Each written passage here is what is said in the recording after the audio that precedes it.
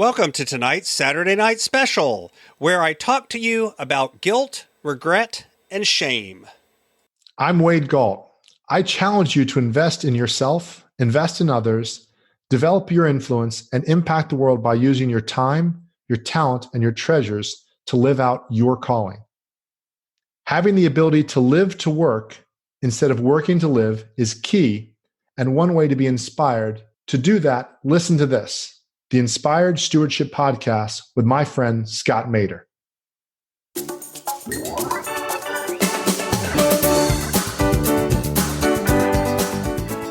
In action, I haven't moved forward as quickly or as effectively as I should because instead I've been trying to deal with these negative emotions and these feelings of guilt, regret, and shame. And in this case, they were negative, not because of the emotion, but because of the fact that I wasn't able to deal with them and move forward more effectively. It was being trapped that was bad.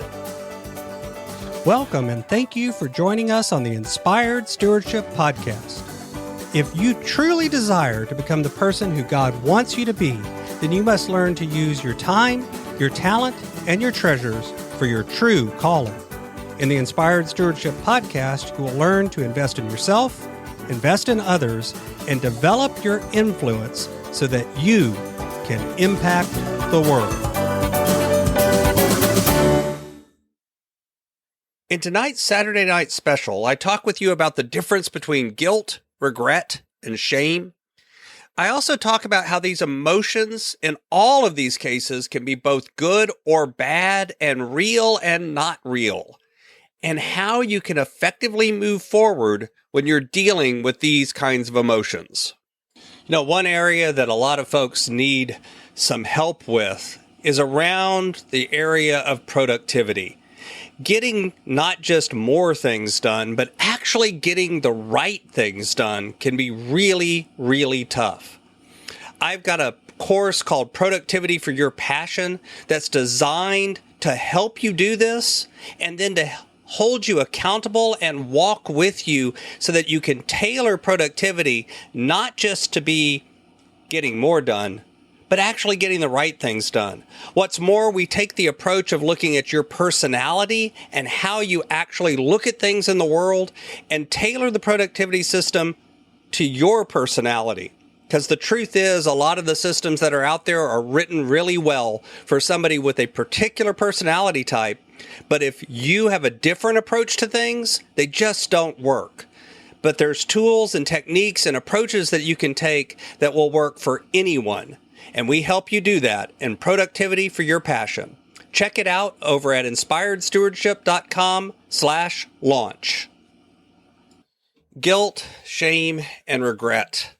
These are often emotions that are seen as in some way bad or holding us back. And the truth is, they can be, but they can also be beneficial emotions that help point us in a new and better direction. The other thing that happens is a lot of times we use these three words interchangeably. We talk about being guilty, having regret, or feeling shame as if they're all the exact same thing. And the truth is, there's subtle differences between these emotions that cause us to react to them in different ways. So let's talk a little bit about these emotions and then what we can do to effectively move forward when we're dealing with them. Because the truth is, as human beings, we're going to deal with these emotions, and they can be part of what holds us back from making progress in our time, our talent, or our treasures. So guilt at its simplest matter is feeling bad about something that you have done, something you've said to another person, something you've done in terms of an action to another person. It's actually feeling bad about something that was an exchange between you and another person. Usually, or a lot of times, guilt is considered to have some sort of moral component. You're doing something that is against the rules, either societal norms or religious norms, and therefore you feel guilty because of that. The interesting thing about guilt is when you notice it, when you feel guilty, oftentimes trying to alleviate that guilt causes us to act in a different way. We begin to change our behavior to avoid feeling guilty. And in this way, guilt can be a good emotion. It can motivate you to change your actions and do something real that improves those actions. The interesting thing about guilt is there are times that it can be perceived and felt because of a real action or a real behavior that you've exhibited. And then there's other times where you feel the emotion of guilt because someone else has explained to you or shown you that you've done something that they felt bad about. But the truth is, it's not a real offense. Instead, they're using that emotion of guilt to try to motivate you to change your behavior in some way that benefits them. We've all heard this before. That's sending someone on a guilt trip. And it can happen with people that we really love and care about, where intentionally or unintentionally, they can use your love in a way that manipulates your behavior. And don't get me wrong, I'm not saying that always occurs, because it certainly doesn't. But it does happen. And so one of the things we need to look at when we're dealing with these emotions is this real, or is this something that someone else is putting on me? So let's talk a little bit about regret. Regret is also an unpleasant emotion. Generally, it's described as similar to unhappiness or sadness, but it can be different. And it's generally about having some sort of external event or some sort of external circumstance where you either didn't like having to not do it or didn't like doing it. And in other words, the regret is the feeling of having missed out on something. We talk about, quote, FOMO, right? Fear of missing out. This is a feeling tied to regret. It also can happen because something has happened to you, and now you feel this emotion of, I didn't enjoy that experience, and so I have regret.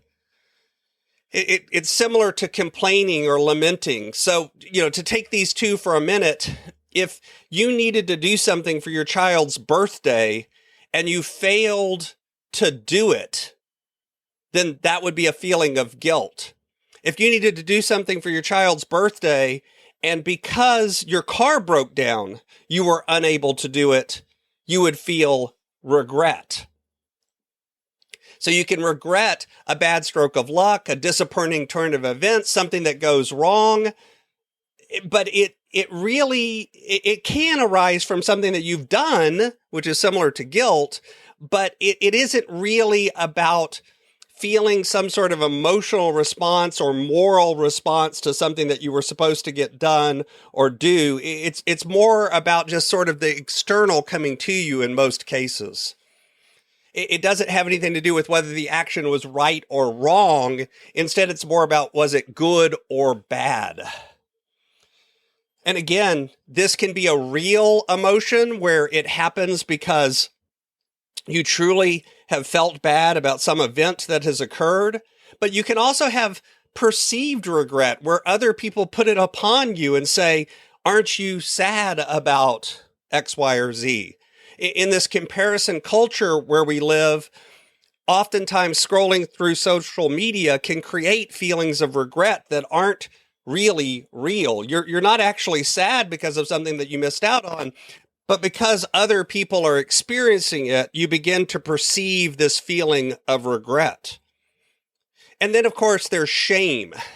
Shame is feeling bad about something you are. Shame is when you look at yourself as less than others. It has this component of humiliation or embarrassment or social ostracism, but it doesn't always have to. Now, shame, again, can be real and perceived, or it can be not real. It can be something that motivates you to make yourself a better person. Oftentimes people will say shame is always negative, but the truth is, shame can actually motivate you to make good changes in who you are. Regret can cause you to seek out experiences that you wouldn't otherwise seek out. Guilt can cause you to change the way you act. So there is a beneficial side to feeling these emotions if they're harnessed for good. Shame can be put upon you by others, and shame can be felt because of yourself and feeling bad about something that you are. So what do you do about it? What do you do if you're feeling these sorts of emotions and if you get trapped in them? And honestly, part of the reason that I'm talking about these are emotions that I've had to deal with in my life quite a bit. I feel all of these emotions, and I can tell you that there have been times where, because of the feeling of these, I've gotten trapped in inaction. I haven't moved forward as quickly or as effectively as I should, because instead I've been trying to deal with these negative emotions and these feelings of guilt, regret, and shame. And in this case, they were negative, not because of the emotion, but because of the fact that I wasn't able to deal with them and move forward more effectively. It was being trapped that was bad. And it wasn't even the emotion that was trapping me. It was not learning and being able to deal with them effectively. And so a few things that I've developed over the years that don't always help, that's the honest truth. I wouldn't lie to you. But they can help, is stepping back and thinking, is this emotion really real? Is this something that I'm feeling in an appropriate way because I did do something that was, negative, or because I did miss out on something that I really wanted to do, or because I am concerned about something, some character trait or some component of who I am? Or is this being put upon me by others, either society or by the people around me, in a way that's not good? In other words, it's not society looking at me and saying that's not appropriate behavior, and I agree. It's society looking at me and saying that's not appropriate behavior, and me feeling like, why are we putting this upon people?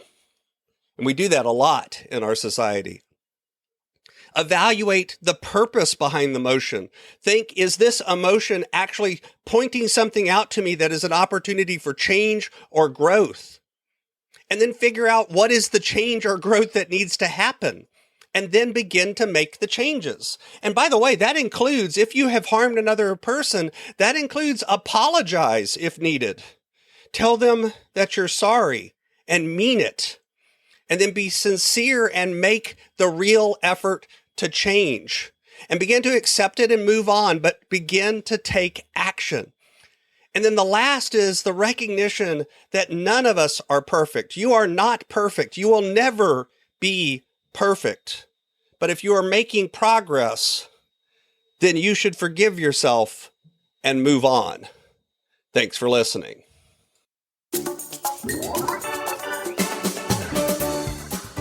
Thanks so much for listening to the Inspired Stewardship podcast.